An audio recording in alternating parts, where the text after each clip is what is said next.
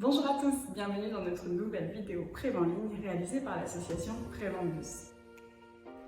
Préventbus est une association loi 1901 qui a pour but de lutter contre l'isolement et la perte d'autonomie des personnes de plus de 50 ans. Notre action Prévent Ligne est financée par la Conférence des financeurs. À travers nos vidéos, vous découvrirez de nombreux thèmes de prévention en santé, comme l'estime de soi, l'atelier mémoire, les ateliers cuisine et nutrition, les sports adaptés et encore plein d'autres conseils santé.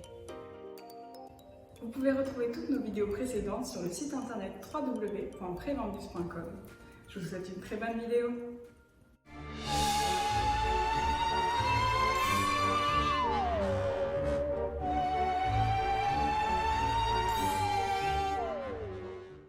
Dans une casserole, je fais bouillir de l'eau dans laquelle j'ajoute 2 œufs que je fais cuire pendant 10 minutes pour qu'ils soient durs.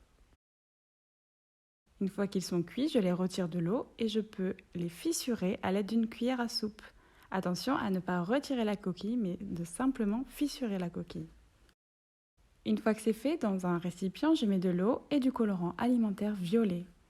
Je peux plonger mes 2 œufs fissurés à l'intérieur et laisser reposer pendant quelques heures. Pendant ce temps, je prépare ma mayonnaise légère avec du colorant alimentaire vert. Une fois que mes œufs ont bien pris, je peux les éplucher et vous voyez le résultat, c'est effrayant. Je les coupe en deux et je récupère le jaune d'œuf que j'ajoute à ma mayonnaise et je mélange. Une fois que c'est fait, je peux regarnir mes œufs. Il ne reste plus qu'à parsemer de grains de pavot et à déguster.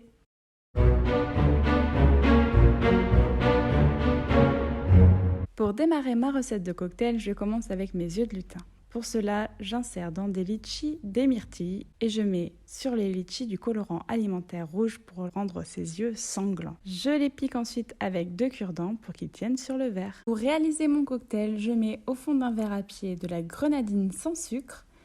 J'ajoute du pulque au citron, environ 3 centilitres. J'ajoute ensuite 2 tiers de jus d'orange sanguine ou de jus de 3 agrumes et 1 tiers de limonade 0 sucre. Je peux ajouter pour la déco du colorant alimentaire rouge sur le rebord de mon verre, puis je finis avec la touche finale en posant mes yeux de lutin sur le rebord de mes verres.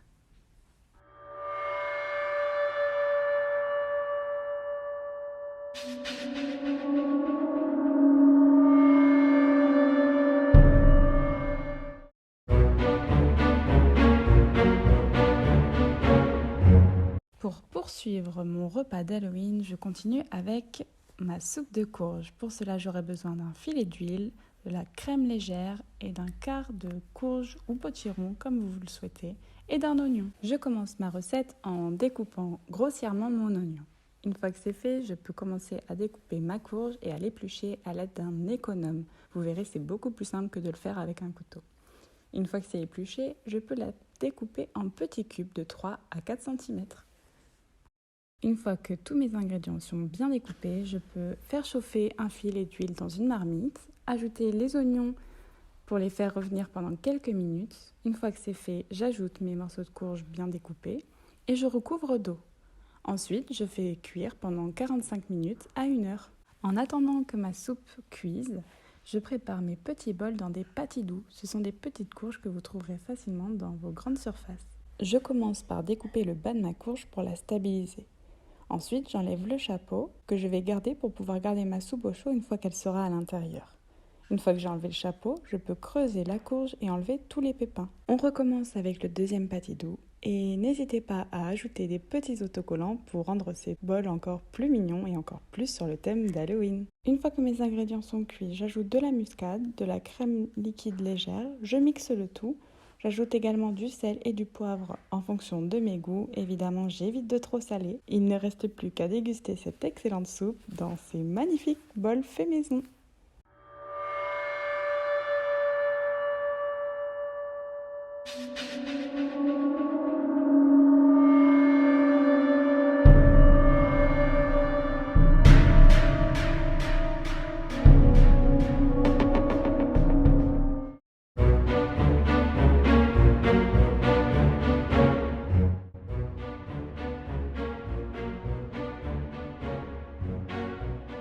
Dans une petite casserole, je mélange le lait de coco avec l'agar-agar et le sucre.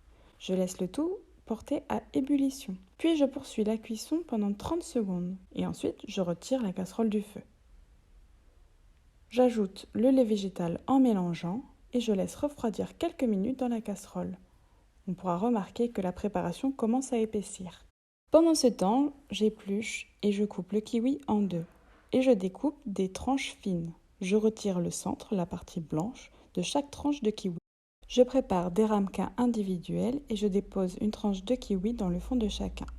Je verse ensuite tout doucement le mélange de lait végétaux dans les ramequins sur les tranches de kiwi et je laisse refroidir en mettant les ramequins au frais pendant quelques heures.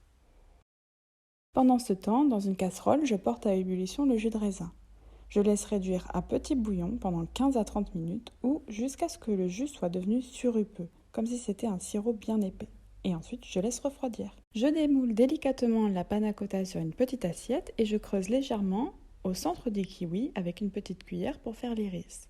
Je place un demi-raisin au centre du kiwi ou une petite myrtille pour former la pupille. Je verse ensuite le coulis ou la grenadine sans sucre autour de l'œil et sur l'œil. Et ensuite, je peux rajouter un petit peu de colorant alimentaire rouge pour rajouter ce côté sanglant.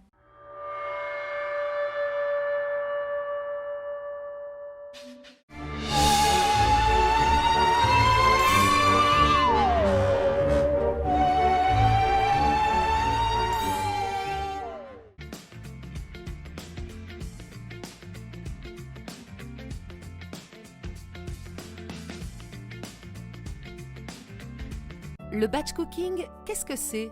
Batch veut dire regrouper ou lot. Cette méthode culinaire consiste à préparer le week-end les ingrédients et certaines bases de tous les dîners de la semaine. Le batch cooking s'adresse à tout le monde, même les plus réfractaires à la cuisine seront bluffés par son côté pratique et créatif. Le batch cooking peut devenir un rituel hebdomadaire et une activité familiale essentielle. Cette planification vous permet de faire des économies, de gagner du temps et de lutter contre le gaspillage alimentaire, tout en mangeant sainement au quotidien et en réduisant le stress de devoir cuisiner à la dernière minute. Concrètement, vous planifiez vos recettes de la semaine afin de concevoir une liste d'ingrédients structurée et complète qui vous permet de faire vos courses en une seule fois. L'astuce, c'est d'organiser sa liste par rayon. Ainsi, vous pourrez trouver sur le site de Grand Frais une liste de courses prête à être imprimée, vous guidant dans le magasin rayon par rayon. Choisissez un jour où vous avez 2 heures devant vous pour organiser votre séance de batch cooking. Le mieux est de cuisiner le lendemain des courses afin de garder les ingrédients frais au meilleur de leur qualité nutritionnelle. Batch cooker seul ou en famille, c'est l'occasion de partager un moment ensemble et de faire participer vos proches. Le plus important quand vous batch cookez, c'est de vous faire plaisir. Soit vous préparez des recettes complètes et familiales telles que des gratins ou des viandes en sauce, il suffira alors de réchauffer le plat au dernier moment. Soit vous préparez plusieurs ingrédients séparément, qu'il ne vous restera plus qu'à assembler au moment de servir. Comme un chef cuisinier avant son service, vous faites ce que l'on appelle une mise en place. Vous lavez et coupez vos légumes, préparez vos viandes et vos poissons, assemblez certains ingrédients et réalisez les vinaigrettes et les sauces. Vous pouvez aussi éventuellement exécuter quelques pré-cuissons. Le but est que vous n'ayez plus que 10 à 15 minutes de préparation avant chaque repas. Voici quelques bonnes pratiques pour rendre efficace le déroulé de votre séance de batch cooking. Gardez près de vous le pas à pas disponible sur grandfrais.com pour ne pas perdre le fil. Préparez vos ustensiles et organisez votre plan de travail. Sortez devant vous les ingrédients dont vous avez besoin. Si nécessaire, préchauffez votre four dès le début de la séance. Effectuez d'abord les mises en place, épluchez, découpez, ciselez, faites tremper. Passez ensuite aux cuissons les plus longues et aux préparations qui nécessitent un temps de refroidissement. Retirez les ingrédients cuits à l'eau à l'aide d'une écumoire afin de réutiliser l'eau pour les cuissons suivantes. Vous ferez ainsi une économie d'eau, d'énergie et de temps. Certaines préparations peuvent être réalisées directement dans le contenant de conservation afin de ne pas multiplier la vaisselle. Dès que les préparations sont prêtes et qu'elles ont refroidi, passez à l'étape de conservation. Pensez avant tout à vous équiper de différents contenants en verre hermétique, plus sains que les boîtes en plastique, de différentes formes et tailles pour conserver les plats au réfrigérateur ou au congélateur. Veillez à ce que ces contenants en verre puissent être passés au micro-ondes ou au four traditionnel. Là aussi, vous verrez un important gain de vaisselle. Utilisez des petits bocaux pour conserver les légumes coupés, certaines préparations et les sauces.